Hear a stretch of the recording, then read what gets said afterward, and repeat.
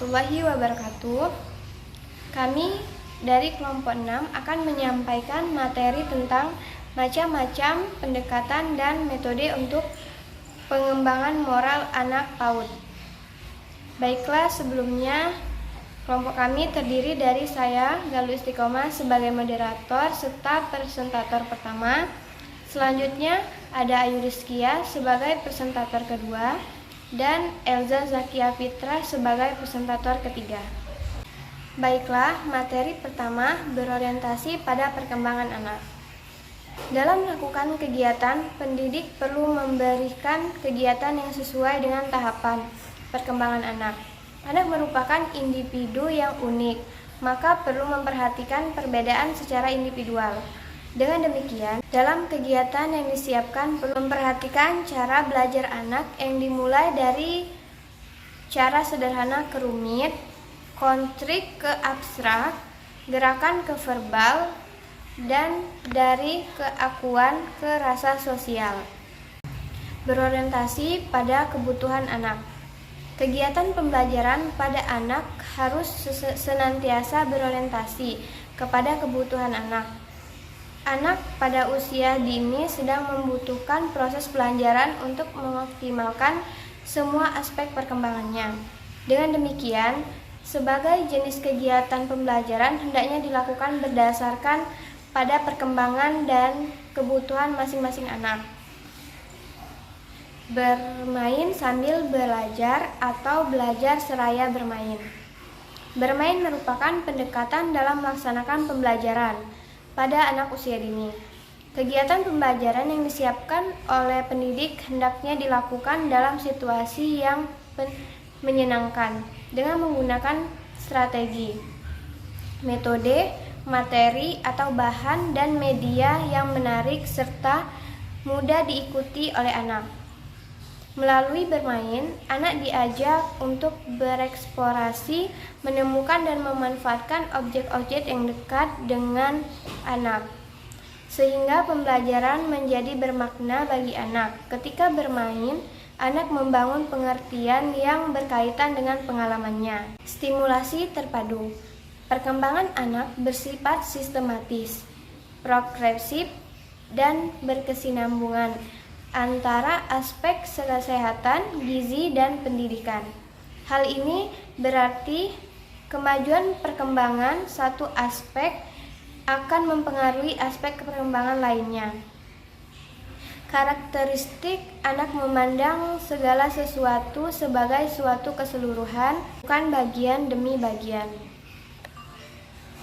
Stimulasi harus diberikan secara terpadu, sehingga seluruh aspek perkembangan dapat berkembang secara berkelanjutan. Dengan memperhatikan kematangan dan konteks sosial dan budaya setempat. Lingkungan kondusif. Lingkungan pembelajaran harus diciptakan sedemikian menarik dan menyenangkan serta demokratis sehingga anak berasa nyaman. Nyaman dan menyenangkan dalam lingkungan bermain baik di dalam maupun di luar ruangan.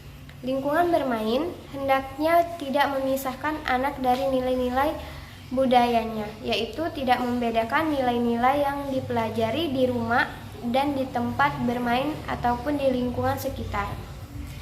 Pendidik harus peka terhadap karakteristiknya budaya masing-masing anak. Menggunakan pendekatan tematik. Kegiatan pembelajaran dirancang dengan menggunakan pendekatan tematik. Tema sebagai wadah pengenalan berbagai konsep untuk mengenal dirinya di lingkungan sekitarnya. Tema dipilih dan dikembangkan dari hal-hal yang paling dekat dengan anak, sederhana serta menarik minat. Aktif, kreatif, inovatif, efektif, dan menyenangkan.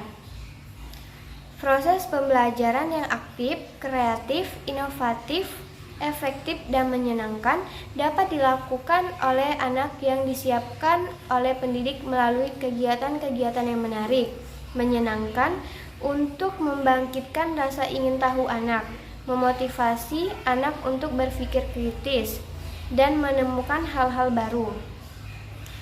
Pengolahan pembelajaran hendaknya dilakukan secara demokratis, mengingat anak merupakan subjek dalam proses pembelajaran. Menggunakan berbagai media dan sumber belajar. Setiap kegiatan untuk menstimulasi perkembangan potensi anak perlu memanfaatkan berbagai media dan sumber belajar, antara lain lingkungan alam sekitar atau bahan-bahannya yang sengaja disiapkan oleh pendidik. Proses pembelajaran harus diarahkan untuk mengembangkan kecakapan hidup melalui penyiapan lingkungan, belajar yang menunjang berkembangnya kemampuan menolong diri sendiri, disiplin dan sosialisasi, serta memperoleh keterampilan landas dasar yang berguna untuk kelangsungan hidupnya. Baiklah, materi selanjutnya akan disampaikan oleh Ayu Rizkia. Pendekatan dan metode untuk pengembangan moral anak taman kanak-kanak. Untuk pengembangan nilai dan sikap anak dapat dipergunakan metode-metode yang memungkinkan terbentuknya kebiasaan-kebiasaan yang didasari oleh nilai-nilai agama dan moralitas agar anak dapat menjalani hidup sesuai dengan norma yang dianut masyarakat. Dalam menentukan suatu pendekatan dan metode yang akan dipergunakan pada program kegiatan anak, pendidik perlu mempunyai alasan yang kuat dan faktor-faktor yang mendukung, seperti karakteristik, tujuan kegiatan, dan karakteristik anak yang diajarkan. Metode-metode pembelajaran yang sesuai dengan karakteristik anak usia taman kanak-kanak. Untuk kepentingan pengembangan dan pembelajaran moral dan agama, anak diantaranya bercerita, karya wisata, bernyanyi, mengucapkan sajak, dan sebagainya. Ada beberapa macam cara bercerita yang dapat dipergunakan, antara lain pendidik membacakan langsung dari buku, menggunakan ilustrasi buku, menggunakan papan flanel, menggunakan boneka, dan bermain peran dalam suatu cerita. Materi selanjutnya akan disampaikan oleh Elza Zakia Fitrah. Materi selanjutnya 2. Tujuan karya wisata bagi anak usia dini. Ada beberapa aspek perkembangan anak yang cocok dengan program kegiatan belajar melalui karya wisata, antara lain pengembangan kognitif, bahasa, kreativitas, emosi, dan kehidupan bermasyarakat, serta penghargaan pada karya dan jasa orang lain. Tujuan karya wisata ini perlu dihubungkan dengan tema-tema yang sudah ditetapkan pada program kegiatan belajar anak usia dini. 3. Sasaran penerapan karya wisata untuk anak usia dini. Ada beberapa hal yang perlu mendapat perhatian dari guru saat menentukan sasaran karya wisata sebagai berikut. A. Menentukan sasaran karya wisata yang diprioritaskan untuk lebih menunjang pengembangan aspek perkembangan anak taman kanak-kanak. B. Menentukan kriteria yang kita pergunakan untuk memilih sasaran karya wisata. Misalnya yang dapat meningkatkan pengetahuan dan wawasan anak, menentang anak, menarik, mudah dijangkau, risiko bahaya kecil, dan tidak melelahkan anak. C. Menentukan sasaran karya wisata yang dapat mengembangkan rasa kagum dan ingin tahu yang besar, yang menggerakkan anak untuk menentukan sesuatu, berpikir, menalar, membuat kesimpulan, serta generalisasi. 4. Rancangan persiapan, pelaksanaan, dan evaluasi dalam melakukan karya wisata. Dalam merancang kegiatan karya wisata, A. Persiapan, B. Pelaksanaan. C. Bernyanyi. Kegiatan bernyanyi merupakan suatu pendekatan pembelajaran yang menyenangkan dan menimbulkan rasa gembira dalam diri anak. Salah satu hal yang dapat disisipkan saat kita menerapkan metode bernyanyi adalah menanamkan nilai-nilai moral. Lagu yang baik bagi kalangan anak usia dini adalah lagu yang memperhatikan kriteria sebagai berikut. 1. Syair atau kalimatnya tidak terlalu panjang. 2. Mudah dihafalkan oleh anak-anak. 3. Ada misi pendidikan. 4. Sesuai karakter dan dunia anak. 5. Nada yang diajarkan mudah dikuasai anak. Pendidikan tertentu perlu membedakan lagu mana yang boleh diajarkan dan dikuasai anak saat mereka belajar bernyanyi. D. Syair atau sajak. Pendekatan pembelajaran melalui kegiatan membaca syair atau sajak juga merupakan pendekatan yang akan menimbulkan rasa senang, gembira, dan bahagia. Sajak memiliki kesamaan dengan syair, atau dalam bahasa Arab yang memiliki makna kumpulan kata-kata yang memiliki persamaan bunyi atau ritme terutama pada akhir baris. Hal-hal yang perlu diketahui tentang perkembangan anak. Perkembangan anak dapat didefinisikan sebagai proses di mana si kecil mengalami perubahan seiring berjalannya waktu. Bisa dikatakan perkembangan mengacu pada urutan perubahan fisik, bahasa, emosi, dan pemikiran yang terjadi pada anak sejak lahir hingga awal masa dewasa. Selama proses ini akan berkembang dari yang awalnya bergantung pada orang tua menjadi pribadi yang mandiri.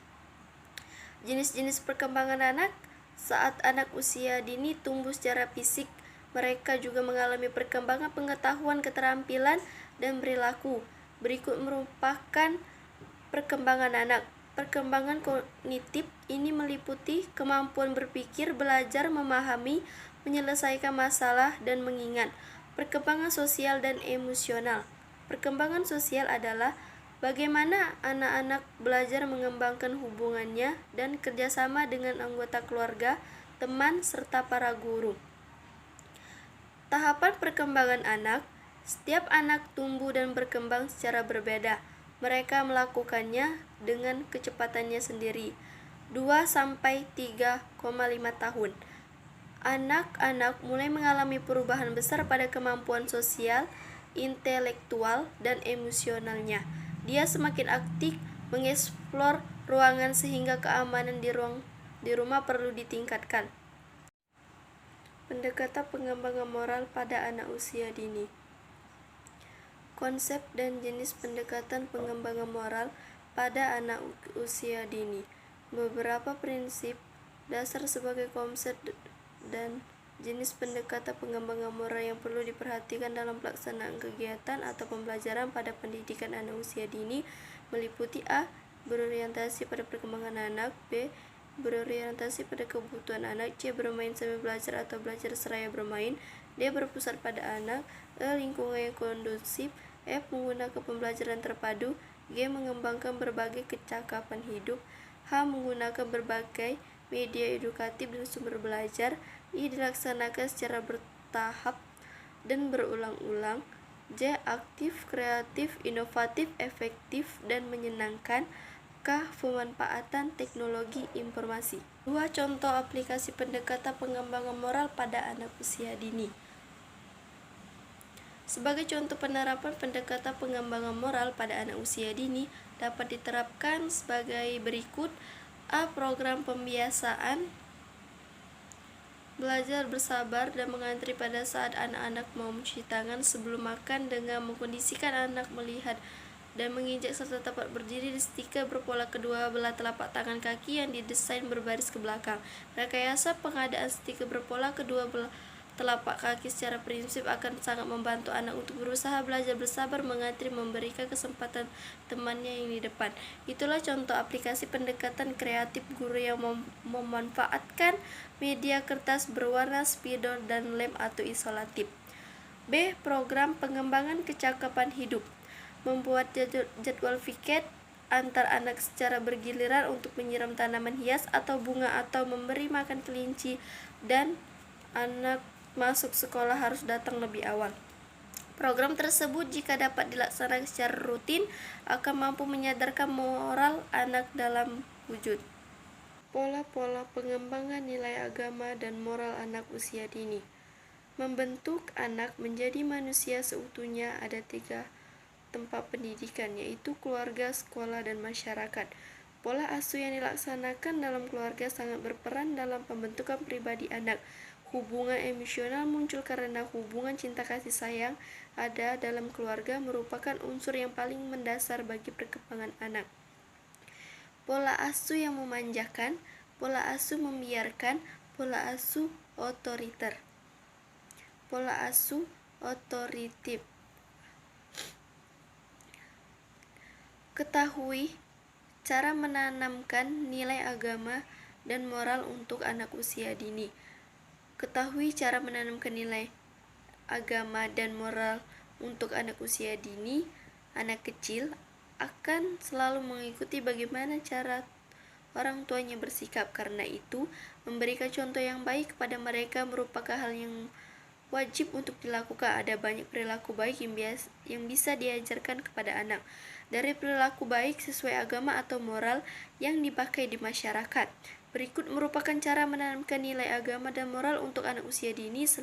Selain mudah dilakukan, cara berikut juga bisa dipakai dalam jangka waktu yang lama untuk menasehati anak. 1. Berikan contoh kepada anak. 2. Mulai dari kebiasaan yang sederhana. 3. Menyampaikan nasihat dengan cara yang menyenangkan. Baiklah, itu saja penjelasan materi dari kelompok 6. Semoga bisa dimengerti. Kami akhiri. Wassalamualaikum warahmatullahi wabarakatuh.